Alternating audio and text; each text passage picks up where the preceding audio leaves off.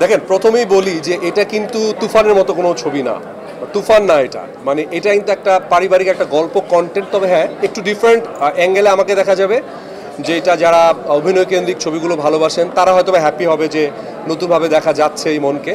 So আমার যেটা হয়েছে যে ডিরেক্টর যারা যারা ভালো কাজ করছেন এখন বাংলাদেশে, রায়হান রাফি ছাড়াও তো অনেক ভালো ভালো ডিরেক্টর আছেন, ওনারা যদি ডিফারেন্ট অ্যাঙ্গেলে আমাকে নিয়ে ভাবেন, আমি আমার সর্বোচ্চ ডেডিকেশনটা তাদেরকে দিতে চাই এবং ডিফারেন্ট অ্যাঙ্গেলে কাজ করতে চাই।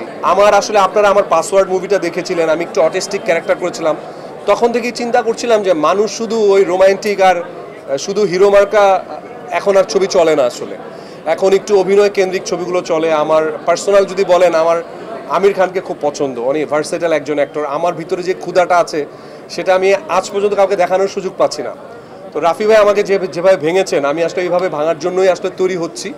চেঞ্জ পাবেন আসলে, এইটুকু সত্যি। মানে আমার যারা ফ্যান ফলোয়ার বা দর্শক যারা আছেন, যারা আমাদের অন্য হিরোরও ফ্যান ফলোয়ার আছেন, তারাও কিছুটা হলেও হ্যাপি হবেন ইনশাআল্লাহ। আর সারিকার সাথে আমার প্রায় 5 বছর পরই দেখা হয়েছে, কথা হয় না, যোগাযোগ হয় না। আমি তো ভেবেছিলাম যে ও হয়তো বা কাজই করে না, বাদ দিয়ে দিয়েছে। ফাইনালি রাফি ভাইয়ের একটা চমক, আবার সারিকাকে আবার ব্যাক করিয়ে নিয়ে এসেছে। সো আই থিঙ্ক মানুষের ভালো লাগবে। আপনারা আমার মনে হয় যে পুরো গল্পটা দেখলে, গল্পটা এমন একটা গল্প যেটা আপনারা আপনাদের অনেকের সাথে এটা রিলেট করতে পারবেন, একটা একটা ট্রু স্টোরির মতোই। মানে রায়হান রাফি মানে তো ট্রু স্টোরি, দেখলে মনে হবে যে সে কোনো ট্রু স্টোরি বানিয়েছে কিনা। আলটিমেটলি অনেকের জীবনের সাথে এটা মিলে যাবে আমার মনে হয়।